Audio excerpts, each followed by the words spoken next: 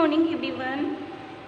छात्रों, आज हम चैप्टर नंबर 8 to 11 तक जो भी हमने कारक पढ़े हैं उनका रिवीजन और उनसे रिलेटेड जो भी एक्सरसाइज हैं वह हम आज सॉल्व करेंगे। हमारा चैप्टर का नाम है पुनरावृत्ति अर्थात रिवीजन। तो हम जो चैप्टर पढ़ चुके हैं तो हम उनको एक्सरसाइज के द्वारा आज रिवीजन करेंगे। एक्सरसाइज नंबर फर्स्ट है और हमने कौन कौन से कारक पढ़े हैं? कर्ता कारक, कर्म कारक, करण कारक और संप्रदान कारक। इस प्रकार से हम चैप्टर नंबर 11 तक 4 कारक पढ़ चुके हैं। इसलिए हम इन चारों ही कारक का इन एक्सरसाइज के द्वारा अभ्यास और रिवीजन करेंगे। एक्सरसाइज फर्स्ट, उचित पदेन रिक्त स्थानानि पूरयत। उचित पद से रिक्त स्थानों की पूर्ति कीजिए। क्वेश्चन नंबर फर्स्ट का क, संज्ञा का संबंध क्रिया के साथ बताने वाले कहलाते हैं। तो हमने यह कारक की परिभाषा पढ़ी थी कि संज्ञा का संबंध क्रिया के साथ या जब कर्ता का जो क्रिया के साथ सीधा संबंध होता है क्या कहलाता है? कारक कहलाते हैं। तो यहाँ हम फिल करेंगे कारक। संस्कृत में कर्ता के लिए विभक्ति का प्रयोग होता है। हम कारक के साथ साथ विभक्ति भी पढ़ रहे थे कि कर्ता कारक और इसकी विभक्ति होती है प्रथमा विभक्ति। तो हम इसमें क्या फिल करेंगे छात्रों? कर्ता कारक में प्रथमा विभक्ति का प्रयोग होता है। ग, जिसके द्वारा कोई कार्य किया जाता है उसमें कारक होता है। जिसके द्वारा कार्य किया जाता है उसमें कौन सा कारक होता है? इसमें करण कारक होता है। और करण कारक का विभक्ति चिन्ह कारक चिन्ह होता है से या के द्वारा। तो और इसकी डेफिनेशन क्या है? करण कारक की कर्ता क्रिया करने के लिए जिसका सहारा लेता है या जिसके द्वारा कार्य किया जाता है वहाँ करण कारक होता है। तो हम इसमें फिल करेंगे करण कारक। विभक्ति का प्रयोग संप्रदान कारक के लिए होता है। और संप्रदान कारक में कौन सी विभक्ति का प्रयोग होता है? चतुर्थी विभक्ति का। तो घ में हम फिल करेंगे चतुर्थी विभक्ति का प्रयोग संप्रदान कारक के लिए होता है। कारक में कर्ता का सीधा संबंध क्रिया से नहीं होता है। कौन से कारक में कर्ता का सीधा संबंध क्रिया से नहीं होता है? तो हमने पढ़ा था कि संबंध कारक में, इसलिए हमने उसको कारक की श्रेणी में नहीं लिया। इसलिए इसमें आएगा संबंध कारक में कर्ता का सीधा संबंध क्रिया से नहीं होता है। तो एक बार मैं आपको जो भी कारक पढ़े हैं उनकी डेफिनेशन से आपको अवगत कराना चाहूँगी कि हमने सबसे पहले पढ़ा था कर्ता कारक। कर्ता कारक पहला कारक था और कर्ता कारक की परिभाषा है कि कार्य को करने वाला कर्ता कहलाता है। और कर्ता कारक में प्रथमा विभक्ति होती है तथा संस्कृत में कारक के लिए विभक्ति चिन्ह ने का प्रयोग होता है। संस्कृत में कारक की संख्या 6 मानी गई है। इसमें संबंध कारक और संबोधन को कारक नहीं मानते हैं क्योंकि इनका क्रिया से सीधा संबंध नहीं होता है। तो इस प्रकार से संस्कृत में कारक की संख्या कितनी होती है? 6 होती है। उसमें से पहला कारक है कर्ता कारक और इसका कारक चिन्ह ने होता है और इसमें कर्ता कारक में प्रथमा विभक्ति होती है। हमने कर्ता कारक यानी प्रथमा विभक्ति जो कि किम सर्वनाम शब्द के रूप हमने चलाए। तो प्रथमा विभक्ति में यदि हमें सर्वनाम शब्द चलाना है पुल्लिंग के तो उनके रूप बनेंगे एक वचन में पुल्लिंग में कह, द्विवचन में कौ और बहुवचन में के। यह किम सर्वनाम से बने हैं। अगर हमें किम सर्वनाम से ही प्रथमा विभक्ति में स्त्रीलिंग के रूप चलाने हैं तो बनेगा का, के, काह। याद रखिए आप, पुल्लिंग में बनेगा कह, को, के, प्रथमा विभक्ति के सर्वनाम शब्द, और स्त्रीलिंग में बनेगा का, के, काहा। अब यदि मान लो हमें सर्वनाम की प्रथमा विभक्ति चलानी है तो इस प्रकार चलाएंगे, और यदि हमें संज्ञा शब्द चलाने हैं तो पुल्लिंग के किस प्रकार से बनेंगे? रामः। मान लीजिए हमने राम शब्द लिया तो राम से बनेगा रामः, द्विवचन में बनेगा रामो, और बहुवचन में बनेगा रामाः। ये पुल्लिंग से बहुवचन अलग होता है। स्त्रीलिंग का बनेगा बालिका, बालिके, बालिकाः। तो आप याद रखना प्रथमा विभक्ति के शब्द रूप, संज्ञा और सर्वनाम के किस प्रकार से इसके रूप चलते हैं। आइए दूसरा कारक कर्म कारक की परिभाषा और उनके सर्वनाम शब्दों, संज्ञा शब्दों को पढ़ते हैं। कर्म कारक, सबसे पहले मैं कर्म कारक की परिभाषा बताऊंगी कि जिस शब्द पर क्रिया का प्रभाव पड़ता है उसे कर्म कहते हैं। जैसे मान लीजिए मैंने पहले भी आपको एग्जाम्पल द्वारा पढ़ाया कि रमा पुस्तकम पठती, तो जिस शब्द पर क्रिया का प्रभाव पड़ रहा है तो हमें क्रिया पहचाननी, क्रिया है हमारी पठती। इस पठती का प्रभाव जिसके ऊपर पड़ रहा है, पढ़ने का कार्य है ना, पढ़ रहा है तो क्या पढ़ रहा है, किसको पढ़ रहा है, तो पुस्तक को। तो यहाँ पे इस पढ़ने का प्रभाव पुस्तक पर पड़ रहा है तो यहाँ पर पुस्तक में कर्म कारक होगा। तो यानी आपको याद रखना है कि द्वितीय विभक्ति का रूप किस प्रकार से चलेगा? पुस्तकम।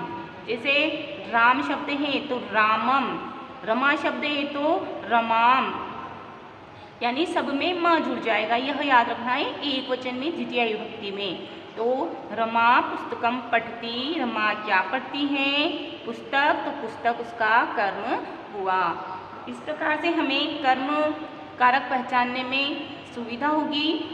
अब है कर्म कारक में कौन सी विभक्ति लगती है? तो कर्म कारक में द्वितीय विभक्ति लगती है और इसका कारक चिन्ह को होता है। यदि हमें इसके सर्वनाम शब्दों की पहचान करनी है तो प्रथमा का हमने पढ़ा, अब द्वितीया में क्या बनेगा? प्रथमा में बना पुल्लिंग में कह, को, के, द्वितीया में बनेगा कम, को, कान। और यदि हमें स्त्रीलिंग के बनाना है यही द्वितीय विभक्ति के तो बनेगा इसमें, यहाँ पे कम बनाए उसमें आएगा काम, काम, फिर द्विवचन में बनेगा के और बहुवचन में वापिस वही काहा बनता है, काम, के, काहा। यानी द्विवचन प्रथमा और द्वितीय स्त्रीलिंग के सेम रहेंगे। यह तो सर्वनाम शब्द। अब हम इसी द्वितीय विभक्ति के यदि संज्ञा शब्द बोलते हैं, संज्ञा शब्द के रूप चलाते हैं, आपको याद है संज्ञा और सर्वनाम में अंतर होता है।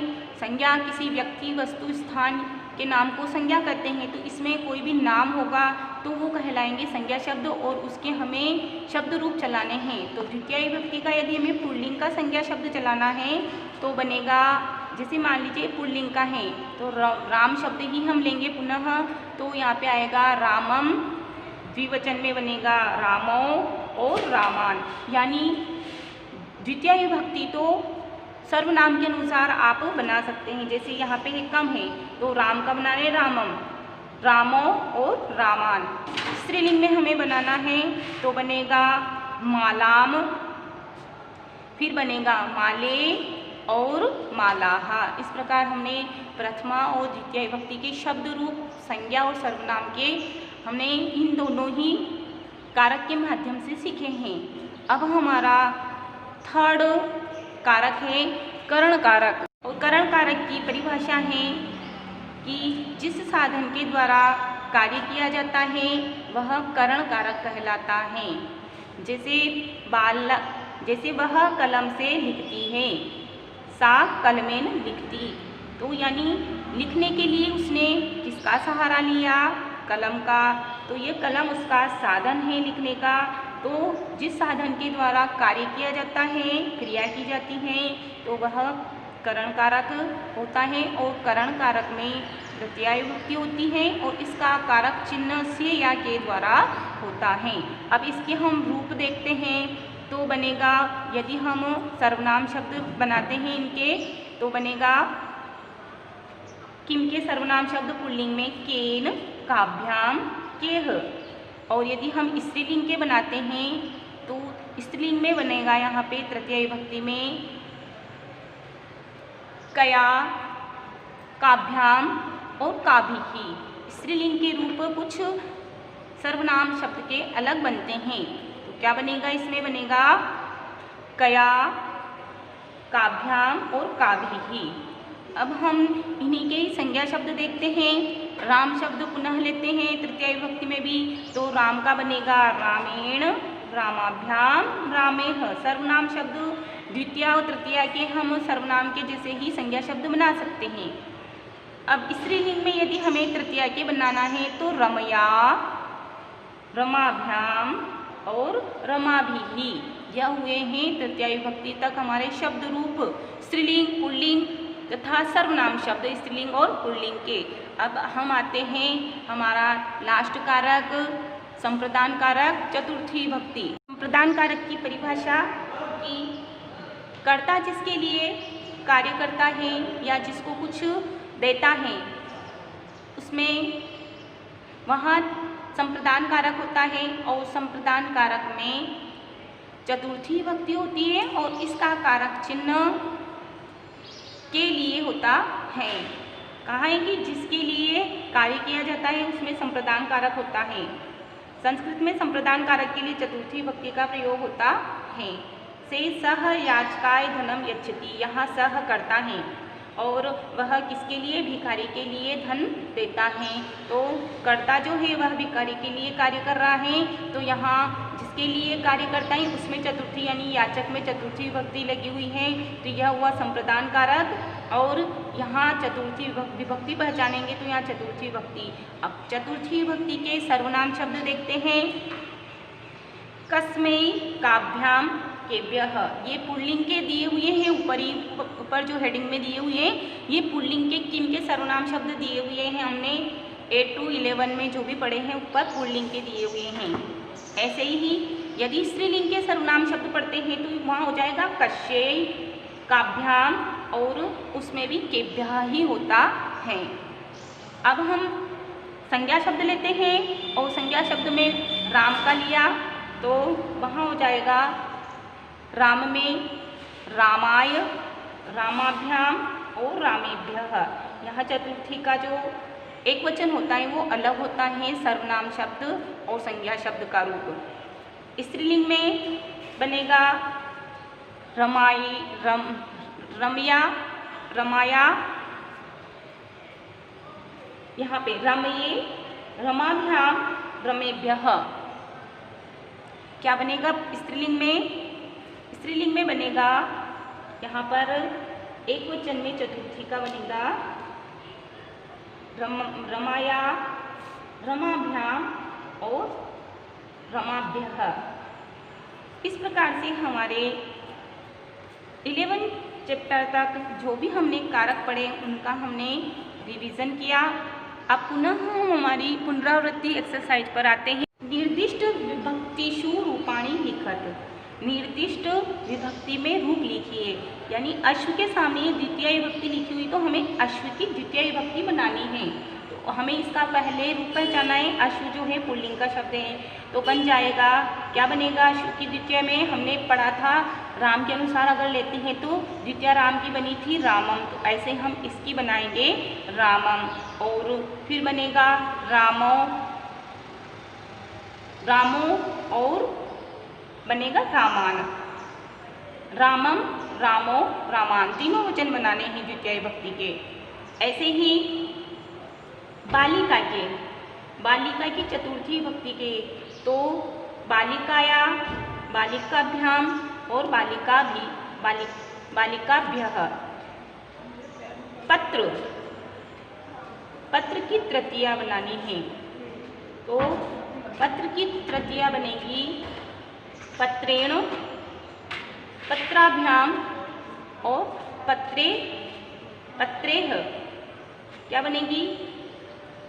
पत्रेण पत्राभ्याम पत्रेह, क्योंकि नपुंसकलिंग है और नपुंसकलिंग तृतीया से पुल्लिंग के अकॉर्डिंग चलते हैं, तो राम के अनुसार हम इसके रूप आसानी से तृतीया विभक्ति से चला सकते हैं। गजः, गजः की प्रथमा, गजः गजो और गजाहा। मित्र, मित्र जो कि नपुंसकलिंग का है और द्वितीय विभक्ति का चलाना है तो यह अलग चलेगी, प्रथमा द्वितीय दोनों सेम रहती है। मित्रम मित्रे मित्राणि। विद्या तृतीय विभक्ति, विद्या का बनेगा विद्या, विद्याभ्याम और विद्याभिः। तो इस प्रकार से हमें जो विभक्ति बोला है चलाने की उसी विभक्ति के रूप हमें यहाँ चलाने हैं। तो इस प्रकार से हमने आज एक्सरसाइज फर्स्ट और सेकेंड को सोल्व किया। नेक्स्ट वीडियोज़ में हम नेक्स्ट एक्सरसाइज लेकर के आएंगे। इस प्रकार से हमने इस वीडियो के माध्यम से 10 to 11 हमने चैप्टर्स का रिवीजन किया। आप भी इसी प्रकार से रिवीजन करें। धन्यवाद। मॉर्निंग